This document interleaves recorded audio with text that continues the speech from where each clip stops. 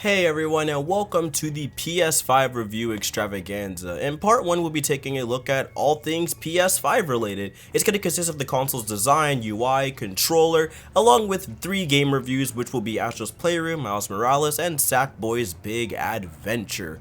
Part 2 will be up at a later date. We'll try to look at some other PS5 titles like DMC5, hopefully Demon Souls, and yeah, we're going to be talking about the PS4 backwards compatibility and all that, but we're going to leave all that stuff to the side as I don't want to make the video too long and we have a lot to cover in part 1. I wanted to cover all the big names and then get to some of the other more hard, for one, and niche stuff for later. So without further ado, let's get into the PS5 extravaganza.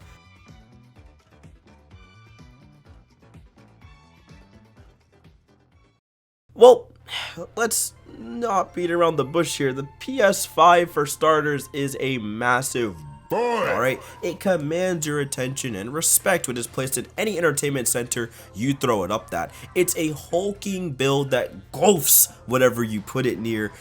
And I love it because of that. It's slick, it's something straight out of a sci-fi film, and I really like its design and the little lights that shine on top of it, giving it just another edge into the futuristic life that the PS5 is bringing into your home, right? It's really awesome. It also has a pretty slick UI. The PS5's card system does seem daunting at first. I know you guys probably have seen all the UI stuff by now. It's a standard affair. When you go straight into the dashboard, it's not too difficult to navigate. You have your game tiles, and underneath your games you have the play button. It's very similar to the PS4 in that regard, just a little bit more larger and I guess in 4K.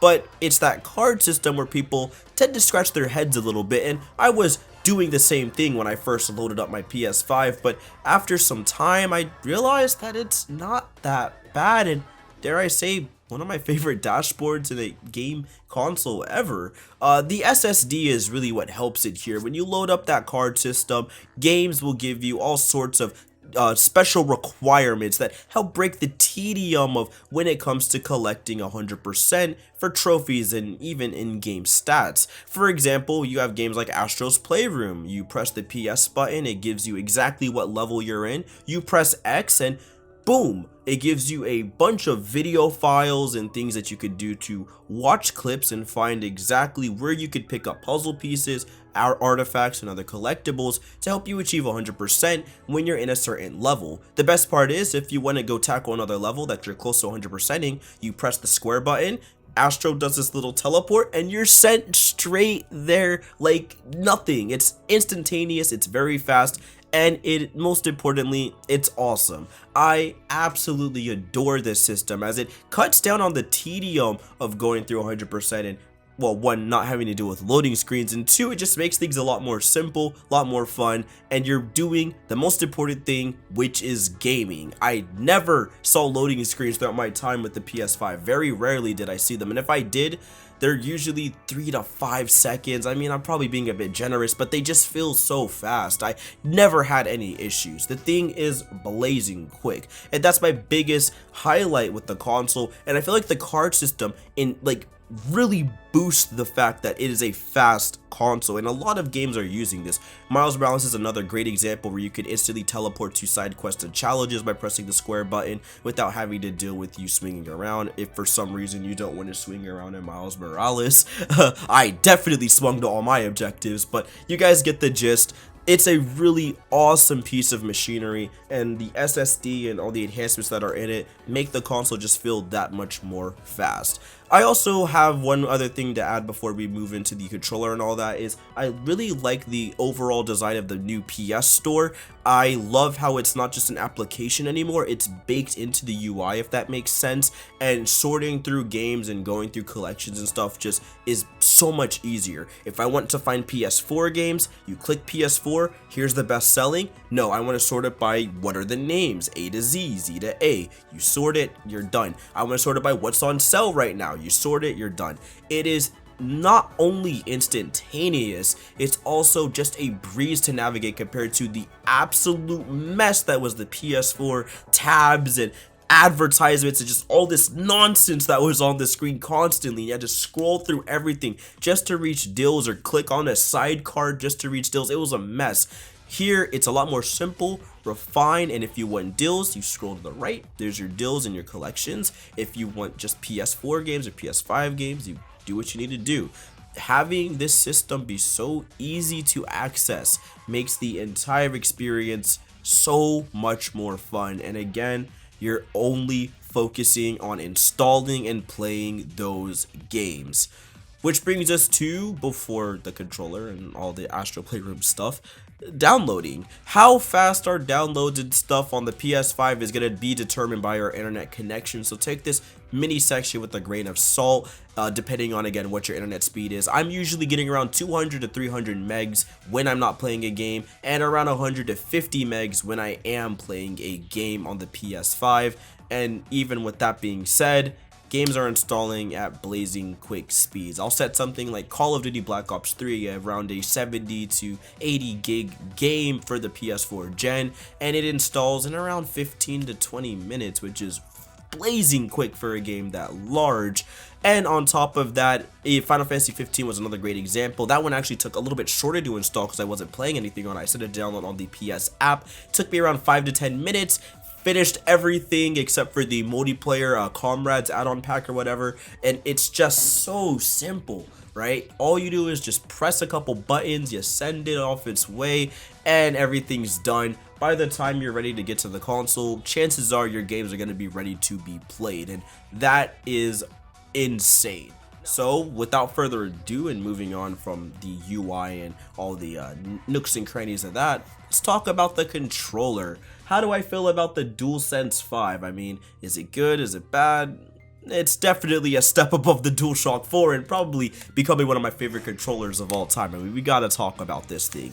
First off, it has a slew of really cool next-gen features. The haptic feedback and adaptive triggers, they just go a long way to making gameplay feel that much more immersive, and it fits perfectly in your hand. It's very comfortable, and the touchpad is moved just enough, unlike the PS4, where if I throw my fingers up here and you're looking up and doing some stuff, I never feel like I'm bumping against it or rubbing against it and causing my games to bug out and stuff like Days Gone, for example. It's a really easygoing controller. It feels great. It has a wonderful build quality, and the nice matte finish on the back. It gives you this little bit of grip that just feels nice in the hand.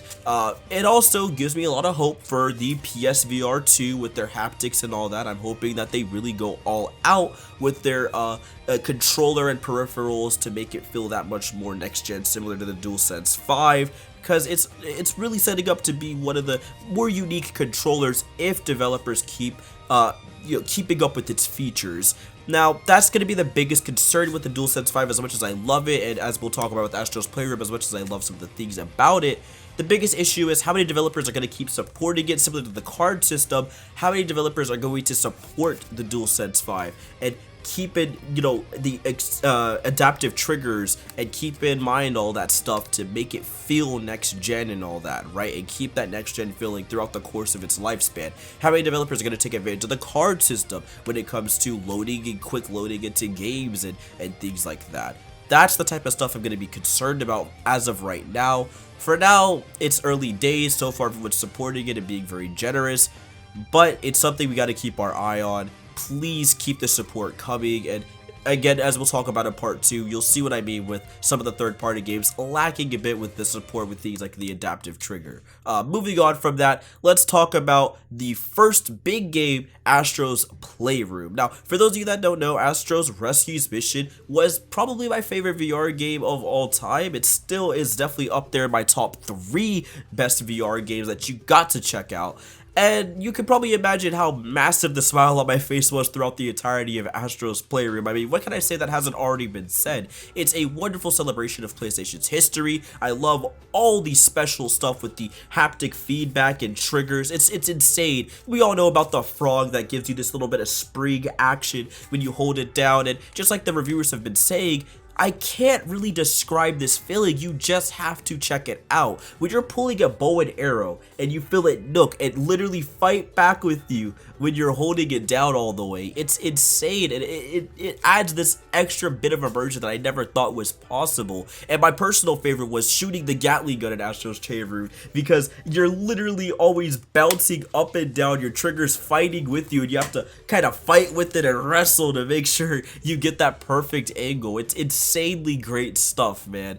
I adore the controller, and most importantly, I adored Astro's Playroom. It's a very short but very fun 3D platformer filled to the brim with a bunch of PlayStation collectibles and references, and it's just a great experience that I don't want to get too into and spoil some of the cool stuff. I know everyone's seen it, but it's so great. You guys have to experience as your pack-in title. It is so much fun, and there's a lot of game here, tons of levels to explore, each with some really cool gimmicks and platforming segments. And on top of that, you also have some speedrunning challenges sprinkled throughout in there that give you updated leaderboards on the PS card system and all that, so you can constantly keep up to date and see if you can squeak out a little bit more time to make yourself known on the leaderboards. It's really great fun.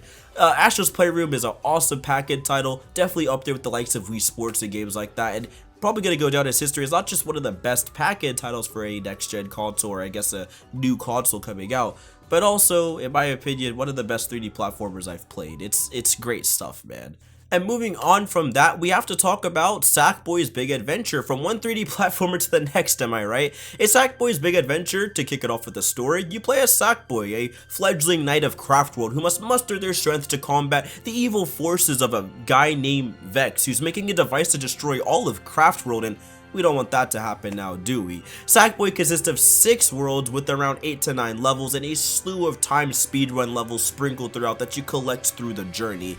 It is shockingly robust with its level. It's packed to the brim with levels, and I like that about it. Speaking of packed to the brim, I wasn't expecting his moveset to be as diverse as it was. For a local co-op platformer, you do have a lot to work with here. A simple punch button, a flutter jump, a roll, a spin attack, a ground pound, along with power-ups that boost his mobility like a grappling hook, a plasma blaster, and hover boot slash jetpack things. It's really great stuff. And the gameplay, it's really smooth and responsive. Jumping, rolling around, all that good stuff, it just feels great to do, and the level design is constantly fun and unique. Couple that with, once again, the haptic feedback that the controller provides when you're rummaging through grass or land on the hard clink of metal and you feel the vibrations ripple across your controller, or you're picking up a box and there's this little click and a little bit of heft when it fights back with you depending on how long you hold it. It's those small little touches that tie to the character's animation, with Sackboy kind of heaving, along with your, I guess, immersive adaptive triggers that make the game that much more fun. I also really like how some levels were explorative. You go around finding keys in a small hub world and breaking boxes, traveling to secret areas to gain collectibles and progress to the next level, while others are more fast-paced and high-octane auto-scrollers or sometimes sliders, where you're sliding down pinball tables and bouncing around and teleporting throughout.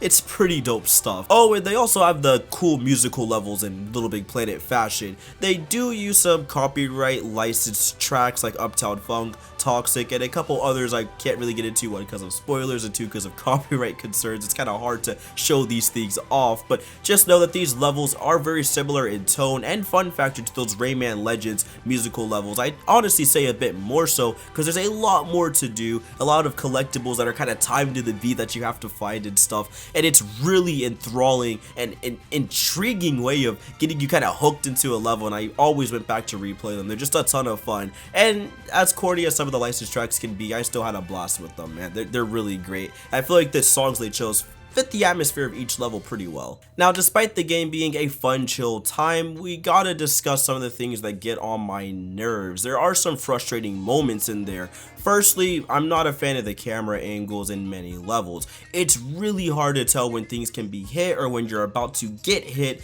because it doesn't really give you enough perspective or showing of what's going on. I feel like the hitboxes aren't far enough, so you'll swing at something or try to land on something and the shadow just isn't distinct enough, or the camera's a little too pulled out, or the lighting is a little bit off and you just miss jumps, and that does get very frustrating, especially in a game where one of the requirements is to ace levels, which is completing them without dying.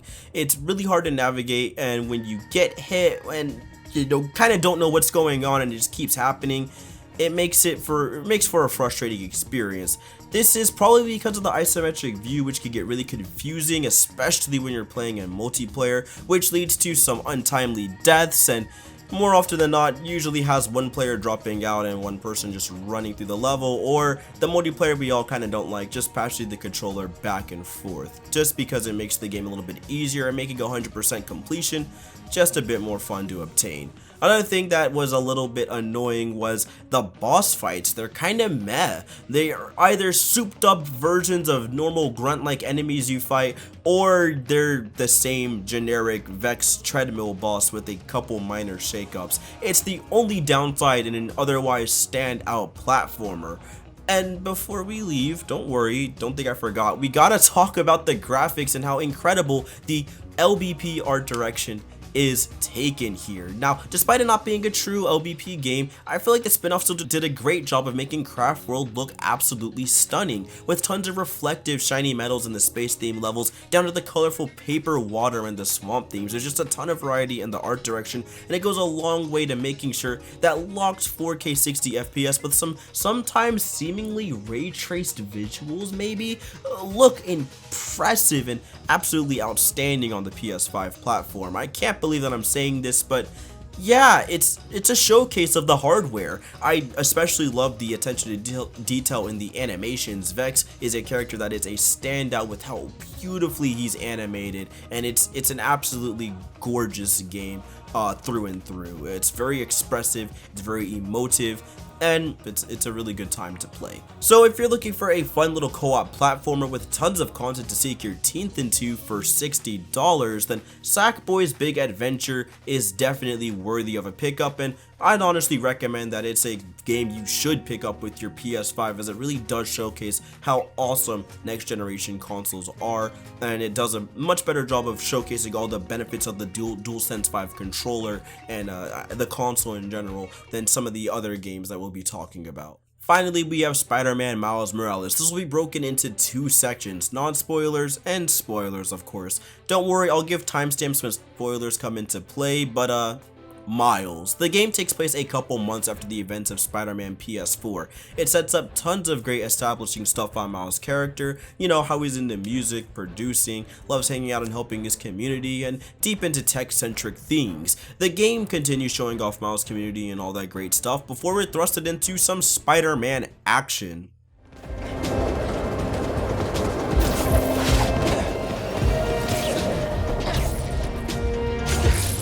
Miles swings over to help Peter with a raft convoy full of prisoners and of course the secret big bad Rhino, and obviously things don't go as planned. So after a rampage through the city, they subdue the threat that is the Rhino, and Peter and Miles share a little bit of a heart-to-heart, and Peter drops a huge truth bomb, being that he has to go on a business trip for a couple of weeks, and Miles is going to be left to his own devices as the only Spider-Man in NYC.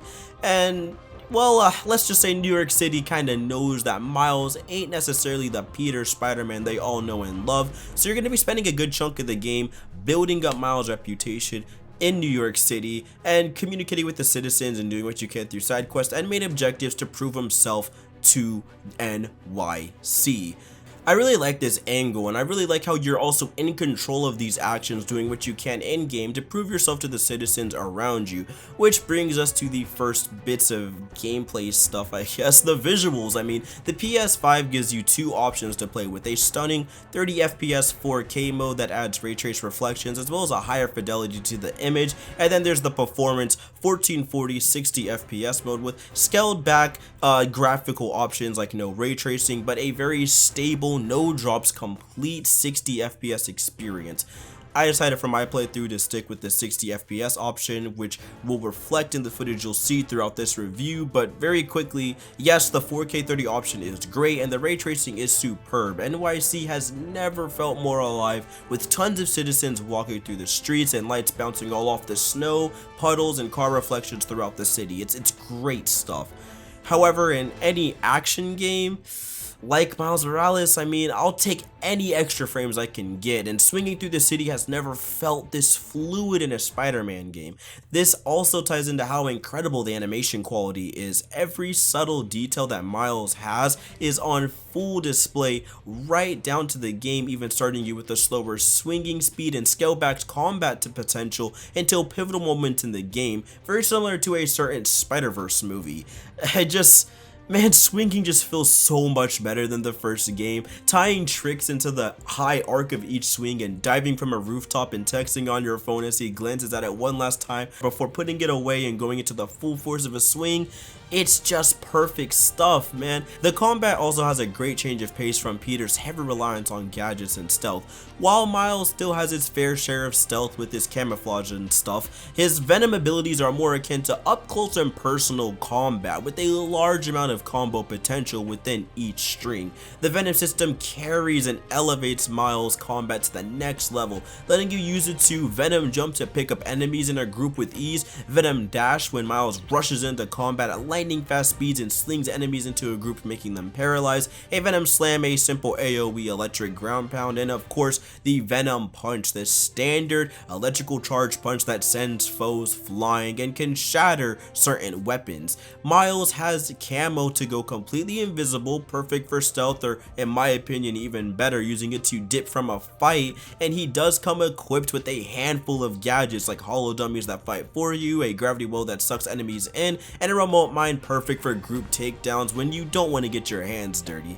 Combining all of these gadgets and abilities with Miles' Venom power means combos are easily hitting the 100s. You have to learn how to kind of manage your gadgets and your Venom power bar, along with fighting enemies who force you to use all of your abilities or risk getting wrapped up in a sword change or attacks blocked by a shield. You're often fighting groups of 40 to 50 enemies all at once. They're using range attacks, special AoE stuff, and all sorts of troublesome techniques to keep you at bay, but darting and dancing through the opposition is so rewarding. Getting those slow-mo beatdowns on those final hits always has me cheering, and managing my Venom power system perfectly to take down everyone in a room is just ultra satisfying. It's honestly, dare I say, up there with DMC surprisingly. I don't know how they did it, but it's really rewarding. It's very satisfying to pull off, and I loved it. Not to mention the combat, despite all the particle effects that blow up on your screen, is a solid 60 with no dips. That probably is why it feels so great to play. It's just so much more smooth than anything I'm used to in a PS action game, especially on the PS4 generation. There's still a ton of challenges and collectibles and suits to unlock throughout the campaign, each with their own suit mods and upgrades, all the usual stuff from Spider-Man PS4. And yeah, there's still some of those annoying segments, like Insomniac still hasn't really nailed the sections of the game that aren't chasing down baddies or brute forcing combat segments. The environmental puzzles don't have the same charm as a Naughty Dog experience, we'll say. The story this time around, while still fun, does have issues with the generic rich evil corporations and a so-so villain plot twist I could kinda see coming from a mile away. Not to mention the multitude of times the game forces side quests upon you, and in all honesty, I just wanted to breeze through the main storyline and finish the side stuff at my own pace. Aside from those tiny nuggets of issues though, it was a relatively fun time, but honestly a bit safe, and it does give me a lot of hope for Spider-Man 2, but also a little bit of caution, or I guess being cautiously optimistic, because I'm really afraid they're gonna get a bit too repetitive and just do the same thing over and over again. But now that you've been warned, it comes spoilers. Alright, so making sure you guys know, click off or click forward. Alright, cool, let's get into it. First off, the story. I personally love the core arc Miles goes through during the game. He doesn't feel like another Peter Parker, but rather his own up-and-coming Spider-Man, one that's fighting for his culture and people, and I can respect that. The game does a really good job of taking a lot of notes from Spider-Verse, right down to the swing and melee damage starting off weak until you create your own Spider-Man suit, which is the classic black and red we all know and love, and you get stronger and a faster swing speed. I think that's a great aspect to borrow from Spider-Verse and ties directly into the character really well. Another aspect I love was how Uncle Aaron, or the Prowler, works his way into Miles' life. He is not really a good guy, but the game does go to great depth via the audio recordings scattered throughout the world to flesh out why he does what he does and why he kind of tore the family apart and how he's coming to grips with accepting that. The dynamic between Miles and his uncle shared throughout the campaign was just really awesome, and the boss fight they had, it almost brought me to tears, I won't lie. Genki and his support system that's in your earpiece throughout the whole game was actually very wholesome and sublime. I loved it. It's just this very nice, genuine friend that cares about Miles, and he's always looking out for him and constantly updating him, and they share ideals off each other, and there's never any malice or bickering or rude intent, and that's to me very important. Like, it's just nice to see someone just be friendly, right? For once, it's just a very good friend, and he's always there for Miles, and it's like, hey, if you ever need to talk, man, you know, you can swing by and all that stuff. And I think that's great. Having that kind of relationship in the game was really cool to me. It's wholesome, right? And I'm a sucker for that kind of stuff. But that does bring me to the one major negative I have, which is the villain. Finn is Miles' old best friend who kind of comes back out of nowhere and functions as the game's villain, the Tinkerer or whatever.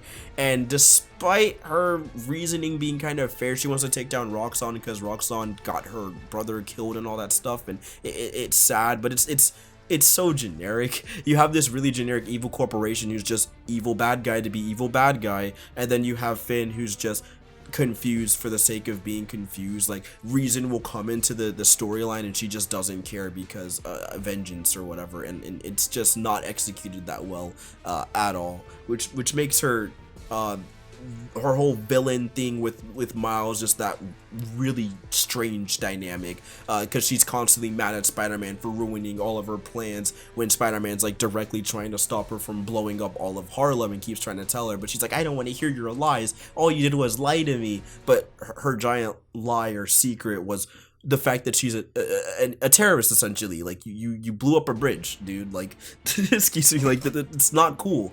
But regardless, I really just wish that it was handled better, and sure, that ending is kind of like, whoa, did not see that coming, where, you know, kind of just sacrifices. That was insane. But it still wasn't enough to be like, okay, this is like, I guess different, right? It's still very generic. So all in all, the core of fleshing out Miles' character in the Insomniac Spider world is great, and I really like where they're going with him. I feel like he is fleshed out enough for Peter Parker. I feel like he is his own character. I love his community. I love how everyone kind of knows who he is now, and I really do like how his community just knows that this is our Spider-Man, this is our Miles, right? And I think that's great, and definitely give me kind of like Spider-Man 2 vibes, right? Sam Raimi film. But for the most part, it still definitely has its issues story-wise, which is just the villains and the climax and kind of the ending and stuff. So that's my only gripe, but all this is going to be null by Spider-Man 2 because we're going to have a probably bang-up job with the story. So yeah, with that all being said, hey, everyone that's back, spoilers are done. Spoilers are completely over, and that's going to conclude the PS5 review extravaganza. We are done for part 1. This has been an absolute undertaking. I loved talking about all these games with you guys. This is such a fun time, and I cannot wait to delve into some more stuff. We got like Cyberpunk coming out, Immortal Phoenix Rising. I'm still playing Assassin's Creed Valhalla and a couple other games. It's a great time to be a gamer, and I'm excited, man. I'm really excited to continue talking about next gen with you guys. So if you enjoyed the content or liked the kind of video essay-ish thing I went for here, please leave a like, comment, and subscribe down below. And if you guys have any games you want me to check out on the PS5, go ahead and drop them down, you know, in the comments and stuff, or hit me up on Twitter, and we can keep the conversation going. Alright, my name is Young Falcon, once again signing out. Thank you all so much for watching the video, and I'll see you guys next time. Peace.